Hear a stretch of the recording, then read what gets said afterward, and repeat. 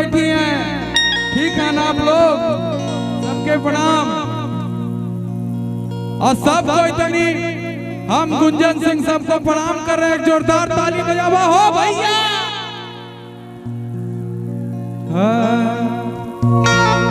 किनिमिये तरवा माई के बसेरवा मैया के हो रनवा हो। नवरात्र का ये पावन महीना है और हम सभी भाई गार्जियन लोग कुछ बैठे हैं, माई बहन लोग इधर बैठी हैं, इधर भाई लोग इधर भी कुछ खड़े हैं। पुलिस प्रशासन को भी धन्यवाद जो यहाँ सुरक्षा के लिए तैनात है। एक देवी की नहीं होगा तो दशहरा के मतलब ही नहीं होगा। किनिमिये तरवा माई के बसेरवा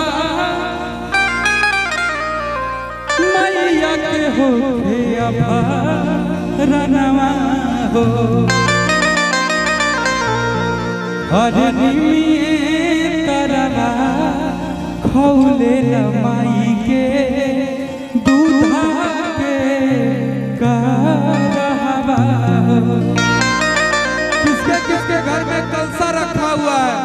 कलसा किसके किसके घर में रखा? दुर्गा पाठ किसके किसके घर में हो रहा?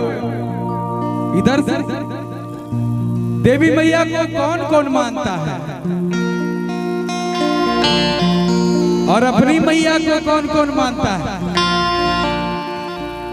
अरे मेरे भाई, जब माई घर में खुश है ना तो हर देवी मैया मंदिर में खुश है।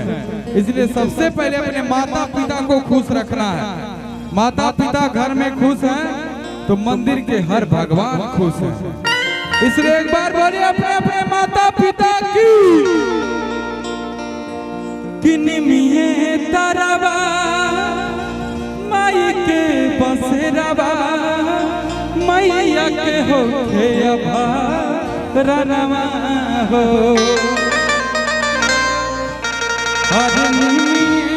तरवा खौले माई के दूधा के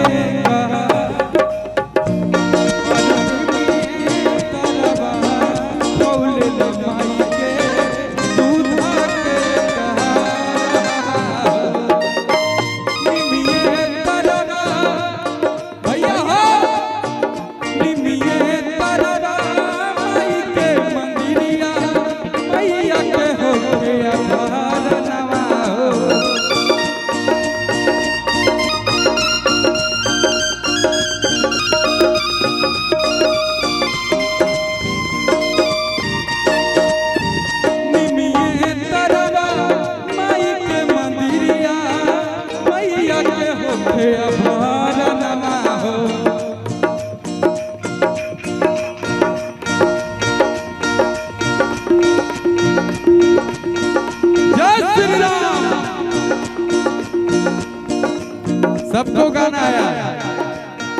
निमिये तरवा ए भाई ए चाची प्रणाम। अब भाऊजी कहाँ हो?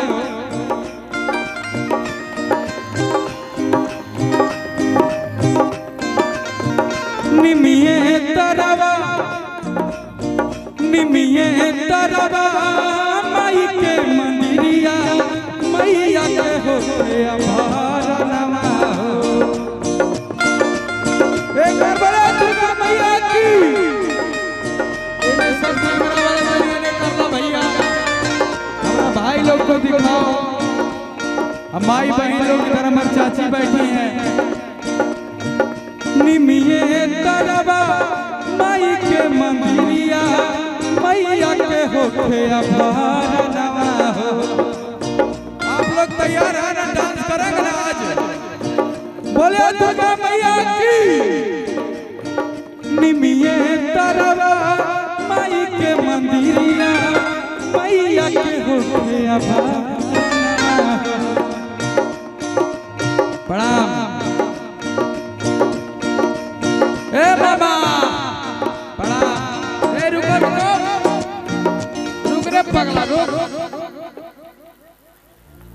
हमरा तनी भेंट करे दे अपने परिवार से। शिव चर्चा में कौन कौन जाते हैं? जाओ तो हथवा उठाओ। कौन कौन जाते एक बार हाथ उठाइए। समस्तीपुर के पागलों, ये बाबा बोलते हैं बागेश्वर बाबा। एक बार बोले बागेश्वर बाबा की। आप लोग मानते हैं ना बागेश्वर बाबा के? आज हाथ उठा के बताओ तनी। इन्हें भी तनी दर्शन करे। ए चाची ठीक है। ए भाऊजी और भैया हमारे बेंजू वाले भैया जहाँ कहीं भी मंच तक आ जाए। बेंजू वाले भैया, बेंजू कैसे नहीं लगाया यार? क्या हमारे बेंजू वाले भैया जहाँ कहीं भी मंच तक आ जाए। गुलगुलू, उसको हिंदी में गुलगुल बोला जाता है। हमारा मिलना बहुत जरूरी था। आशीर्वाद लेवल बहुत जरूरी रहे। कि निमिये तरबा माई के मंदिरिया। हाँ, रांची पागल खाना भी होता है, सब होता है। अरे वो भाई लोग के पास हम कैसे जाएंगे हो? इन्हें भी हमारा भाई सब खड़ा है।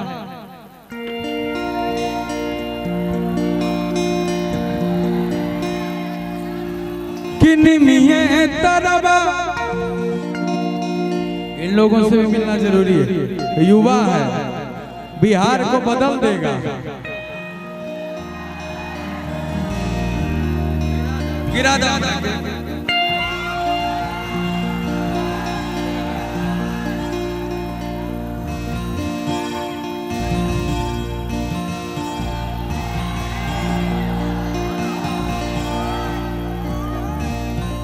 I love you।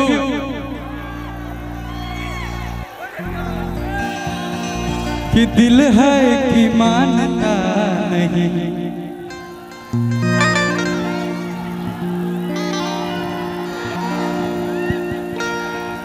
चढ़ाओ चढ़ाओ हमरा के।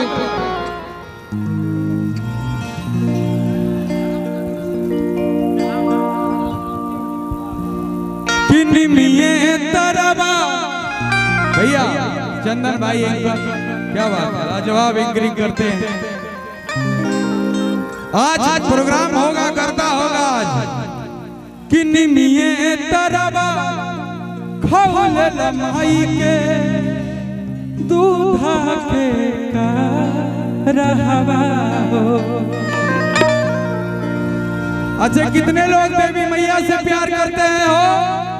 एक बार बोला दुर्गा मैया की। और डांस भी करना है। कि निमिये तरबा माई के मंदिरिया, मैया के हो रनवा हो। और निमिये तरबा खौले माई के दूधा के